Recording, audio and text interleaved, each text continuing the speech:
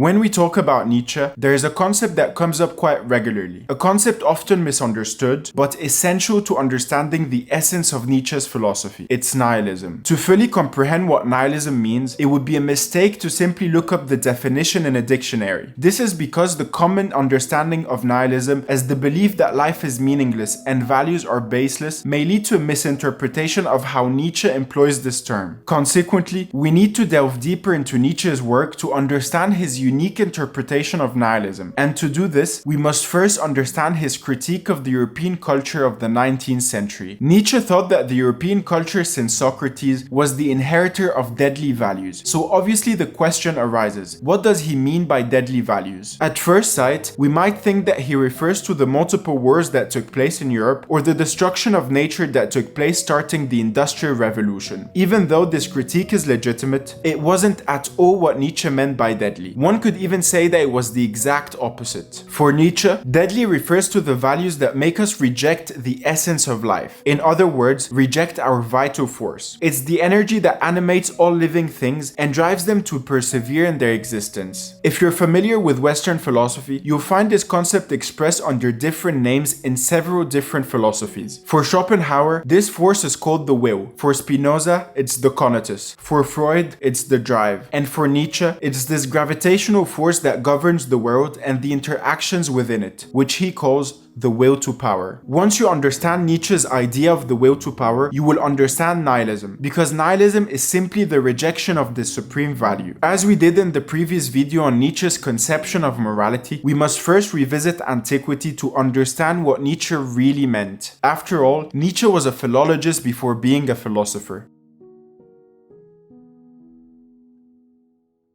During antiquity, life was represented more accurately than during Nietzsche's time. In those days, people had stories about gods such as Zeus fighting his father and Prometheus being condemned to be devoured daily by an eagle for stealing a sacred fire. Mortals were depicted as being fully immersed in eventful and tragic lives, torn between passion and duty. Simply put, you find a completely unrestricted version of life in all its forms, including love, hate, violence, death, and suicide. According to Nietzsche, the will to power is perfectly represented by these myths, stories, and tragedies of life. Life was viewed as a powerful flow that was always in motion and a continuous expression of vitality that never rested. Nietzsche believed that the purpose of existence isn't to be idle, but to live life to the fullest. To live life fully is to embrace it in all its forms, to seize each day, and to accept and celebrate it. Nietzsche's admiration for ancient tragedy stems from the fact that it was an aesthetic synthesis of the human condition. A human condition marked by the struggle between passion and reason and the triumph of forces both rational and irrational. Nietzsche's poor health may have contributed to his fascination with life since he suffered from severe illnesses and had to go through immense pain. As he said, our philosophy is primarily the product of our bodies and our physiology determines our psychology. This could explain his emphasis on the importance of embracing life in all its forms. Seen from this perspective, we can better understand why Nietzsche was attentive and remarked that this glorification of vitality, this enthusiasm for life, was condemned everywhere. For thousands of years, Nietzsche felt that this exaltation of life had been rejected, cast aside by history, and dismissed by society. It was rejected and undermined by all the dominant value systems since antiquity. And what do all these value systems have in common? They are structured around the idea of good. Whether it's the good dictated by God or the good of Socrates and Plato, whether moral or political, all value systems share a tendency toward an idea of good. As we discussed in the previous video, when we speak about good, a crucial question arises. Who decides what's good? What authority holds the power to define what's good and what's evil? These value systems consider that our truth and values are dictated by another reality and not by our material existence. This alternate reality, which is commonly called the true world, has often been seen as the main source of meaning for people and believed to be life's ultimate destination. For centuries, various two-world theories have been prevalent in philosophical and religious thought. These include Plato's world of forms, Descartes' spiritual world, Buddhism's nirvana, and Christianity's heaven. In the video on master and slave morality, we saw that Nietzsche strongly denied the idea that good could be an absolute and immutable reality. For him, ideas are not metaphysical and transcendent realities. Ideas are not entities that float above the world like Plato suggests. Ideas are products of our interests. That's what Nietzsche seeks to affirm. As living living beings capable of experiencing pain, we consider anything that inflicts pain upon us as evil, particularly violence. We don't categorize violence as evil because there is some predefined concept of evil that condemns it, but rather because we fear that we might become victims of it ourselves. Therefore, we condemn violence as an act that we don't want to experience. Our moral concepts originate from translating our interests into values. Nietzsche argues that the condemnation of violence is biased because it involves taking a stance against life. According to Nietzsche, when we condemn violence, we are repressing the very essence of life, since violence is an inherent part of life. Therefore, condemning violence is equivalent to condemning life itself. This was Nietzsche's critique of the European culture. Now let's explore his concept of nihilism.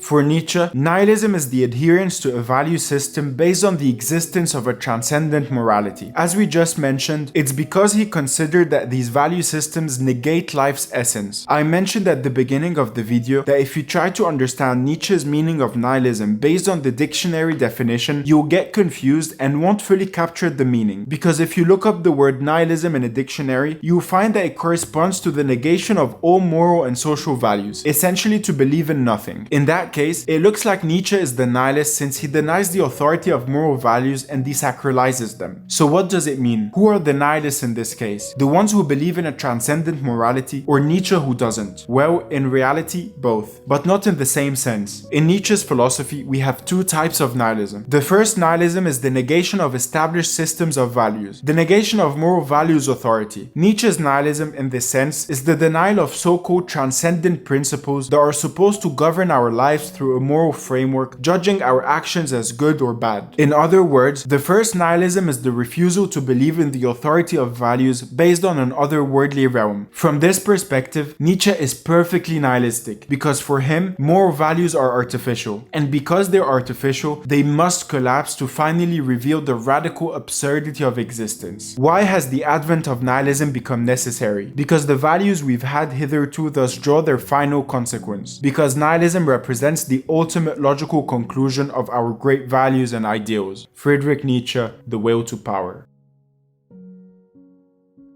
Life has no other meaning than itself. Life has no other meaning than the eternal recurrence. To try to impose an absolute meaning on this existence is to turn a blind eye on its meaninglessness. We manufacture idols, fabricate values, create artificial meaning and a supreme god. All these attempts aiming to give meaning are doomed to collapse. Nietzsche considered this collapse of values necessary. The collapse of the other worlds, the metaphysical ideals, and the religious hopes. Every time we retreat, every time we withdraw into our other world, like children seeking refuge in their imaginary world, we ultimately reject life, which is the only true valuable thing. We reject force and relief. We reject passion and tragedy. We reject a tragedy that frightens us, instead of realizing that the fear itself must be embraced, because everything in life must be embraced. If pain, violence, conflict, and aggression are all considered evil, then what is left of life? The concept beyond, true world, invented in order to devalue the only world there is, in order to retain no goal, no reason, no task for our earthly reality. Friedrich Nietzsche, aka Homo. In The Gay Science, Nietzsche makes a character, the madman, deliver a statement that foresees the collapse of values that we're still experiencing today. This statement is the death of God. Although the madman appears bewildered and panicked while conveying this message, he presents it as an opportunity to establish new values. God is dead because the metaphysical other worlds that humanity has built have reached their limits. The use of reason and logic has exposed the irrationality of the world and existence. If the values stemming from faith in God are not yet entirely dead, they are nevertheless condemned to death. For Nietzsche, everything obeys the vital law of growth and decay. Good and evil have had their prime, now comes the time for their extinction. Orphaned of meaning, modern man is in a position to institute new values. Values that will no longer be life-denying, but life-affirming. Nietzsche's nihilism is the celebration of victorious life over all the artificial other worlds and values.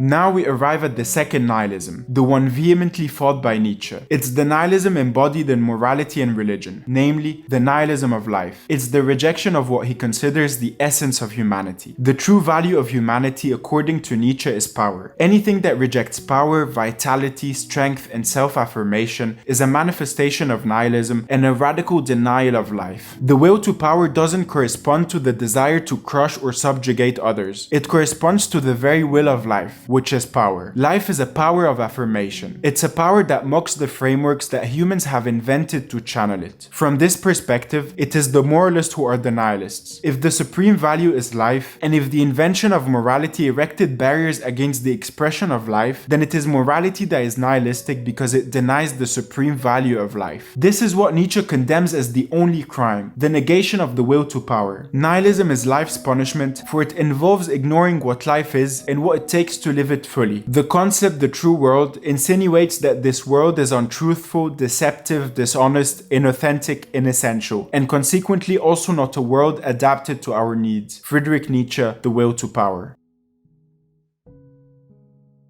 Since we've established that there are two types of nihilism, it's important to say that Nietzsche doesn't put them in the same category. He says, nihilism, it's ambiguous. A. Nihilism as a sign of increased power of the spirit, as active nihilism. B. Nihilism as decline and recession of the power of the spirit, as passive nihilism.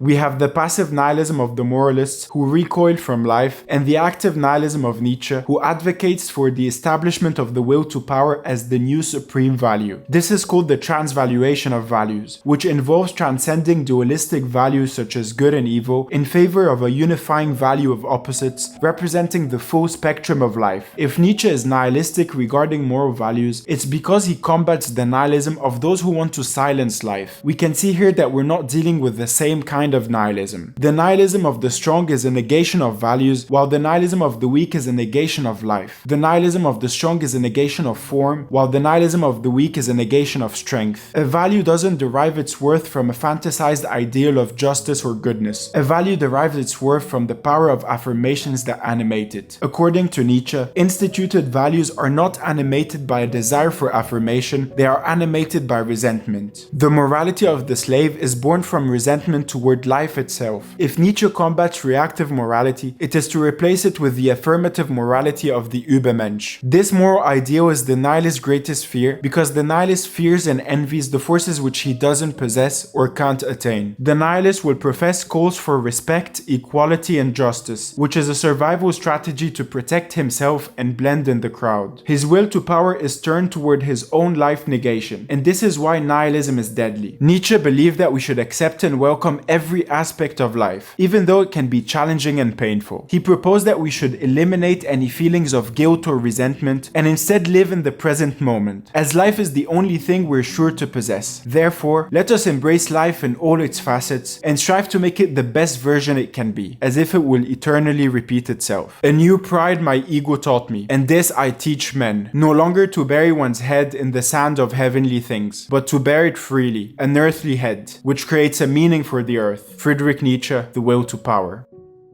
Thank you for watching.